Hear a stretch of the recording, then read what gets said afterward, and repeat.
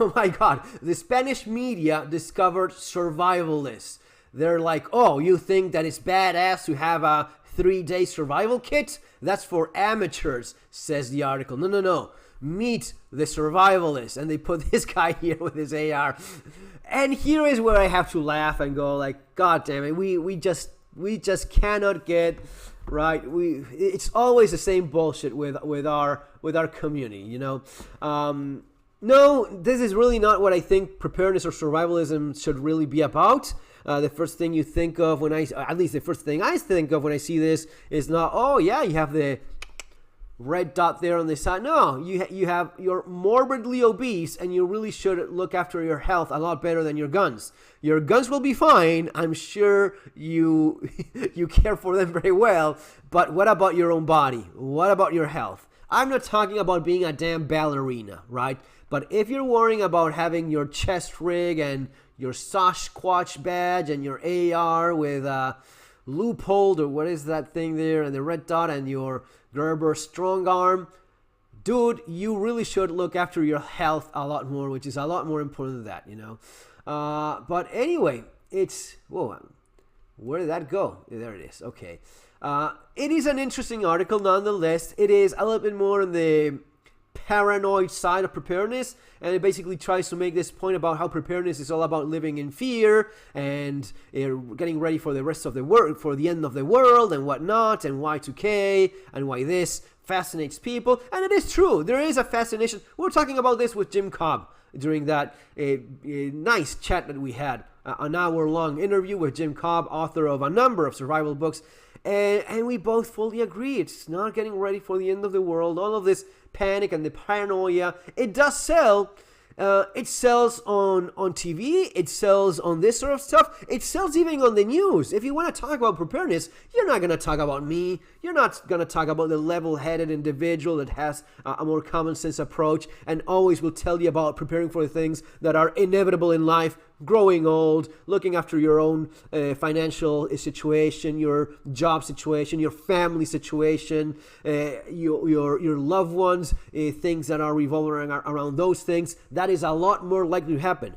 You will grow old. One day you will most likely get sick. You will not only get sick and grow old, you will one day die as well. You prepare for that as well, especially if you have loved ones you want to care for. You look after your job situation. You may have financial problems at some point. You may have job-related problems at some point. You will likely have family-related problems at some point. You may end up alone, or you may end up getting married and then divorced. You may have financial problems because of that. You may end up losing your house. You may end up not even being able to see your kids anymore, or be in financial ruin because of all of this. That is not preparedness. That's not important. All of those things I just said. Your health, how fat you are, lose weight, dude, eat healthy, move. This thing that I'm doing right here, this is the least healthiest thing for a human being, an individual. Sedentary lifestyle, this thing of, even when doing what I do, which is talking about all of this stuff, you're still in a computer. All of us are on a computer way too long, all the time. Yeah, maybe you work doing some manual labor outdoors, great, but really, most people, it's this. Now, granted, this is not my entire life. I can just turn this off and go do something else, which I do. I'm not trapped in your cell phone all the time. The amount of time, and as you notice, I don't do much editing, man. Why? Because I don't want to waste my time. I don't want to waste your time either. If you enjoy, cool doomsday prepper stuff and cool editing, there's other channels. I don't have the time for this. I have 3 channels, and this is as far as I can go. So when I turn this off, I just get out of the seat and go do something outside. Go for a walk, go for a hike, go for something moving your body. That is super necessary. Not Jorge Masvidal, super necessary, as in punching Ben Askren a couple more times in the face after knocking him. No, it's super necessary, seriously. You have to move your body, right? You have to move. You don't have to be sitting all day. So all of these things are far more important. And yes, you should have your tools and know how to use them and whatnot. But dude, you're going to worry so much about your gun and your chest rig and your knife and whatever and comms. When your hand, you can barely tell your fingers apart. It looks like a pack of sausages. That's what you should be looking into a lot more. Get yourself checked. Go to a doctor. Work on a healthier diet. All of those things are far more, and your mental health. Your mental health is critical. The article goes on explaining how, well, doomsday, it does, I will say, it does a little bit of an effort going through some of the origins of preparedness, how human beings have, well, naturally, human beings have always been obsessed with surviving because that's what you need to do, especially in more trying times. Now we have things a little bit easier that even a complete idiot can go through his entire life and reach a ripe old age. And back in the day, in the nomadic caveman kind of world, you didn't get away with that crap. You had to have some food supply stored. You need to defend yourself, your tribe, your cave, right? Whatever it is you had. But you don't have to go back that far. Even more recent, she makes reference to wartime England at some point here, World War II. By the way, British citizens getting ready for that. Great book, Wartime Farm. A lot of you probably have it, and if not, you should. See if you find it somewhere. This is a great book. It goes through a lot of, well, civilian preparedness in Britain during World War II. It's not about combat survival. No, this is about being the guy that is in a farm or maybe in a city. And what is this about? This is about what? Light control, light discipline, having everything covered, because one lamp, the way in which you got bombed back then was literally the guy would look through a little window, and if he saw light, he would go and maybe check in a map. Oh, this is probably London. Okay, let's just drop a few bombs here. That's what they did. Or, yeah, this is the factory, right? Kind of. Okay, let's just drop a bunch of bombs. Wherever they saw a little bit of light, they would drop a bomb. And then it's about wartime farming and doing this with very limited resources and ingenuity and finding ways to work around the limitations that you have, and even recipes and some using everything that you have to its maximum potential. Beautiful, great book that I cannot recommend enough, right? And it goes on. It goes on into the Y2K thing and the fear-mongering, right? The fear-mongering all the time. The doomsday prepper thing. I've had conversations with the doomsday folks, right?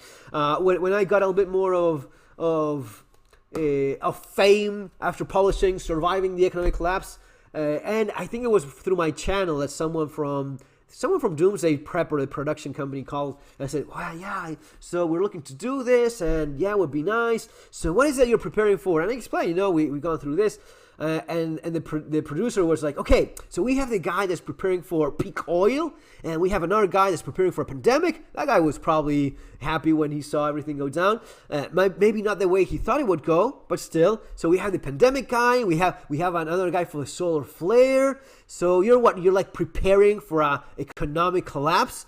And it was not, no, I'm not preparing for an economic collapse. I already went through the economic collapse. I'm preparing for what life is for me right now, which is more poverty, inflation, more crime. Anyway, all of this stuff that I explained here, it's not that I'm preparing for this. This is how I live now. I live with all of this thing.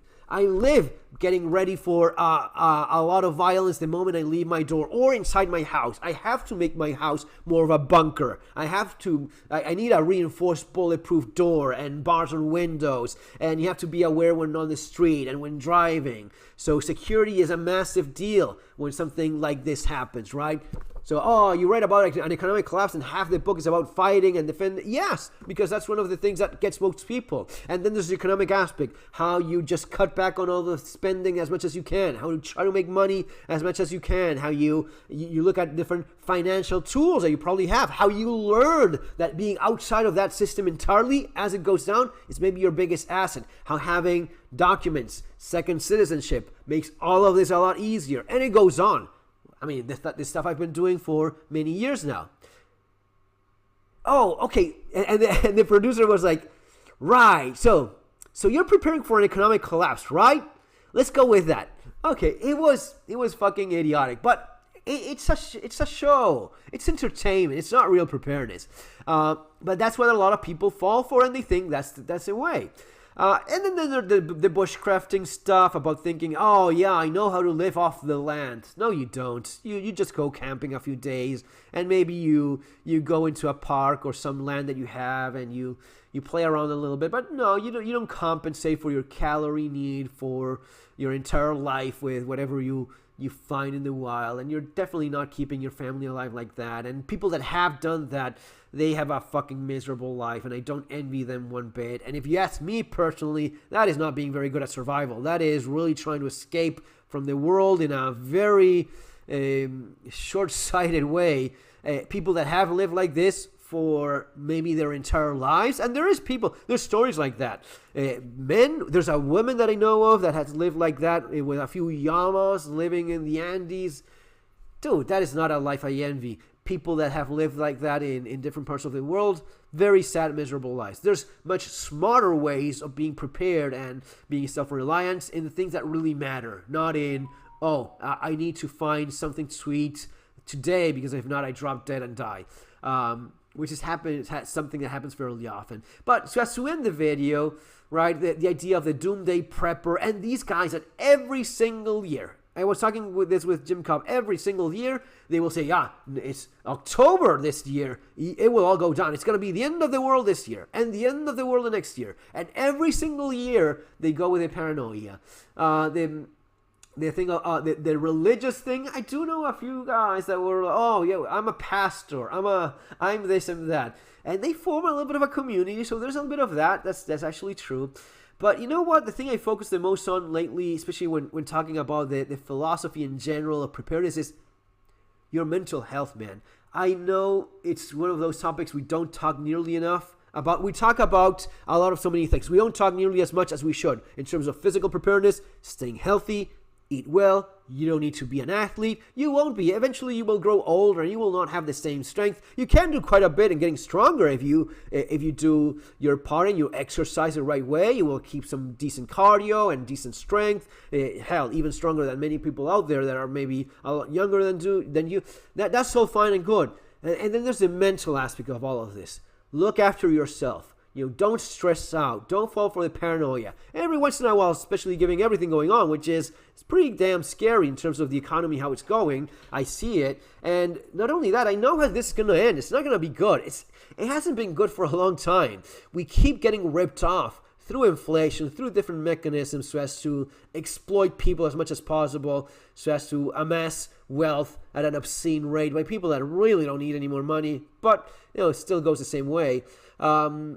The world is going in that direction, but unfortunately for the people that are waiting for the end of the world, it will not end. It will just get shittier year after year in many ways. And it is on you to, within that context, make the best out of it. What we were talking about before. Find someone so as to not be alone. Form a family if you can. Look after your kids. Look after your wife, your spouse, your husband, your wife, whoever is in your life. And if you don't have any of that, form your own community. Try making friends. It's difficult. It's harder than ever. People are trapped in their damn little gadgets and whatnot. But, go out there, talk with your neighbors. Happy, enjoy. Life is damn short already as it is, right?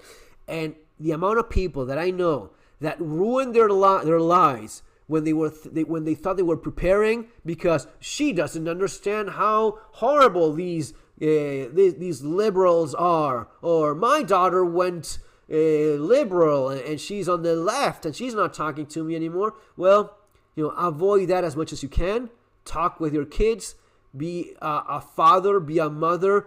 Work on your family. That is the most important part. And if your preparedness has turned into paranoia, which I know that for a lot of people it has, and that ends up with you losing your loved ones, what is the point of any of this that you're doing, right? You see over there, these are two of the things that I have them over there because I like seeing them all the time. That's the three hands of my kids superposed one on top of the other. Best dad ever. A little letter written by one of my kids. These are the things why I do what I do, right? When you see the pads there and the gloves and work out with your kids, exercise with your kids, play with your kids, spar a little bit with your kids, roll a little bit with your kids, do all of these things. This is the most important thing. Nothing else really matters. Being the guy that is obsessed and alone in a bunker waiting for the end of the world to happen, the world, and not only the world, life will go past you, and it happens in the blink of an eye. It is, my grandma told me this she's over 100 years old. Fernando, you have no idea how fast life goes by. Enjoy every little bit of it, okay?